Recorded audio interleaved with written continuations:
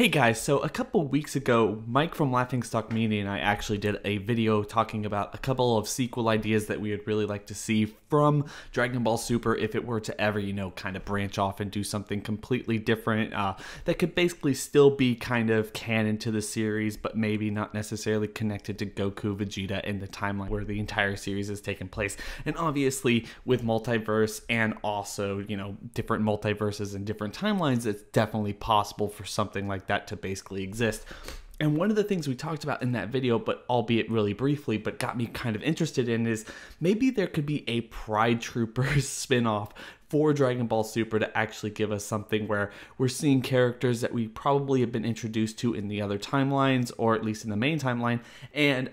kind of explore that and kind of see where that could go outside of the main timeline and outside of the main story that we're seeing. So it's basically kind of a what if, but also still canonized version, whatever you want to make of that, and the ultimate timeline or the ultimate series as a whole. So this really got me thinking as to what I would really like to see between,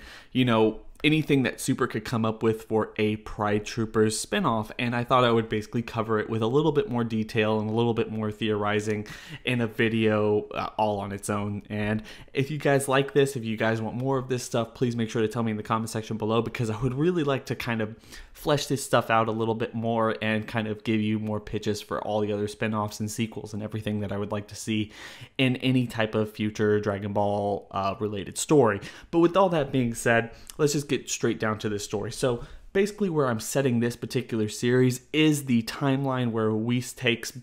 Trunks and Mai at the very end of the future Trunks arc. Now, the one thing he did say there is because it's a whole new time ring. It's a whole new timeline that they're creating in general. And one of the things that we're going to have to do in this timeline is basically allow Zamasu to basically stay in his little pot that they're going to put him in, because they don't necessarily need to kill him and make a completely new timeline, but they need to kind of keep him at bay and not necessarily utilize him in any way, shape, or form in the future. It does kind of have to be set in that particular timeline where it's kind of the history of Trunks timeline, but not necessarily the one that we were introduced to in Super. And by the fact that there's actually two Trunkses and two Mais and all that other stuff, I mean, you're just going to have to gloss over that, or maybe have them have cameos, or maybe kind of never even go to Universe 7 where that's actually an issue. I honestly don't think that Trunks really needs to be in this show. It would be kind of cool for him to basically make a cameo every now and then, just considering how popular he is, but it's not something that really needs to be part of the show, in my opinion. Personally, I would really like to see in this show probably Hit and Kaba and Frost and all the other people that we've seen from Universe 6 who have no real standing or huge effect in Universe 7, but that's besides the point. So what happens there is, because there's a new time ring, and because we've seen in other episodes of Dragon Ball Super where we have the gods of creation, the gods of destruction definitely have like a line towards each other. They definitely like speak to each other. They're training buddies, or at least they're friends to some degree. They go and visit each other, yada yada yada. And one of the things that we were introduced to in the Champa arc, or the Universe 7 versus Universe 6 tournament arc, is that they need the cube to do so, at least to kind of bring groups of other people outside of just like the godly beings who don't have angels or other kind of situations to get around. So one of the things I would really like to see is basically we're starting off in this universe because there's a new time ring and all this word is getting around. What happens is, instead of all the events happening in the timeline that we're used to, what happens is apparently the new time ring basically kind of informs everyone exactly what happened. And what happens with that is it leads to Universe 11 basically making the Pride Troopers, because the potential of maybe a god going around or some entity going around and killing the Kaioshin, basically taking out all the gods of destruction and having an entire timeline basically nerfed at that point, really scares everyone involved. So what happens is the Universe 11 team basically creates the Pride Troopers. They go off and they do everything that they're doing right now, and we actually get to see the birth of the Pride Troopers, who haven't been around as long as we all probably might think. Instead, the gods of destruction, the gods of creation gang together to get some of the strongest, best, nicest fighters in their entire universe to gang together to fight for peace, truth, and justice and all of that stuff. Meanwhile, because this isn't necessarily Universe 7 and everything with Goku and Vegeta and all them hasn't necessarily happened because it's basically Trunks' timeline, We don't have Beerus waking up and kind of going to find the God of Destruction and all that other stuff that happened in our main timeline. In fact, we actually still have Champa basically looking for the Super Dragon Balls like he has for the last couple of decades. And then apparently, you know, lo and behold, without the Dragon Radar, without anything like a tournament, kind of having them have the tournament on the final ball that they were looking for and all that stuff, it takes them a long time to actually find the Dragon Balls. And what happens is when he finally gets those Dragon Balls, we get to see what Champa wants the wish for, and it screws everything up. So he summons the dragon and he basically says, you know, like, I want you to break down the barrier for all of these universes and everything. I want to have a free flow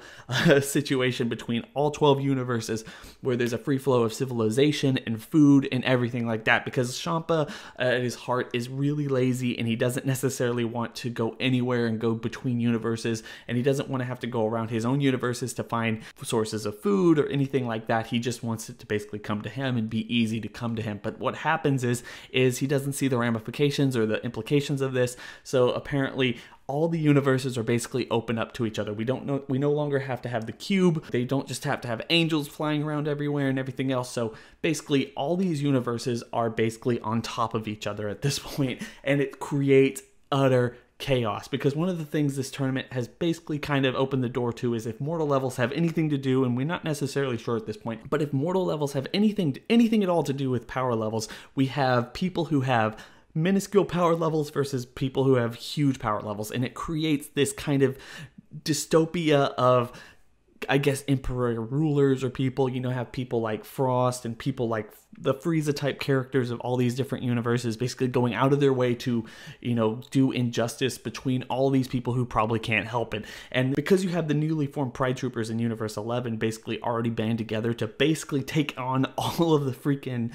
you know, atrocities in their particular universe, they just basically expand their numbers and start policing almost the entire multiverse that's now completely on top of each other with no barriers in between everything else. So they're all basically kind of colliding into one particular huge universe, and everyone is basically fighting everyone. And now you have people like Kaba or the Sadal Saiyans or any of those other people basically joining the ranks of the Pride Troopers and fighting evil amongst themselves, and also trying to kind of police and put everything back in order and actually run this new huge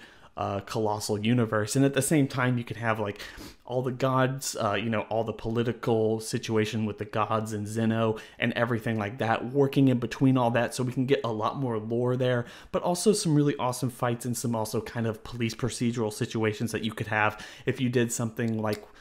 you know, the Jaco spinoff that I've talked about for a couple of months now or anything like that. You can have like a police procedural, and you can also have some really awesome fights, and maybe even some backfighting or Gods of Destructions fighting or something like that. Anything to get us away from something like Goku and Vegeta just kind of running the entire show, and having like Kaba basically fight alongside the Pride Troopers, or maybe even some Saiyans or Frost or Hit, or even the Gods of Destruction or the Kaioshin basically having their like, how are we going to work around this situation or anything like that. I think it would be really kind of cool to see. But, you know, that's just my opinion here. I would really like to see a Pride Trooper spinoff, because as much as everyone really likes to see, like, you know, Ginyu Force spinoff or a Ginyu Force movie or something like that, the fact that they are villains doesn't really make me think that they can actually continue their own series or some kind of other like short series for that long. It's not really a long running show to me, because, you know, we know how they die. We know how they all kind of meet their end. But with the Pride Troopers, they kind of have the same eccentrics type of I guess pool. We don't necessarily know exactly at this point just how big their team is. It can be ever expanding. It can be this whole like universal kind of concept where they have just basically it's a policing force and not necessarily a squad. And you can always keep adding more people, especially like the fresher faces like Kaba and Hit and all this other stuff, and have like these team up, I guess, episodes and all that other stuff that don't necessarily have to do anything with Goku or Vegeta, and maybe even have Trunks come in there to cameo a couple times or something where they need his help, his power, his strength, and they want him to join, but he just won't join and everything like that. So I really think that that's a really cool idea. I hope everyone really agrees with me. Like I said, if you want to hear more about this stuff, hopefully I can come back with kind of more pointed opinions and facts and all this other stuff. But with everything we know about the Pride Troopers right now, it's just kind of really hard to pinpoint any kind of particular story that they would really be good for, because we don't necessarily know a whole lot about them. We don't even know why they were formed to begin with. So this is just kind of my theory as to why they might have been formed, and some way to actually follow them and have a really cool, overall story dealing with them, their characters, their eccentricness, and everything like that, and also make it universal threats that they can actually work around, because they are really strong, and having anyone basically compete with them would probably not necessarily be the right thing to do. I mean, no one's going to be as strong as Jiren and make us actually believe it. Like, how strong is Universe 11 if it was just set in Universe 11, but setting it with all the universes basically piling on top of each other and no one necessarily know what's going on? I think that would be pretty cool as well. So, like I said, please make sure to tell me what you think about this in the comment section below, and I'm going to catch y'all later.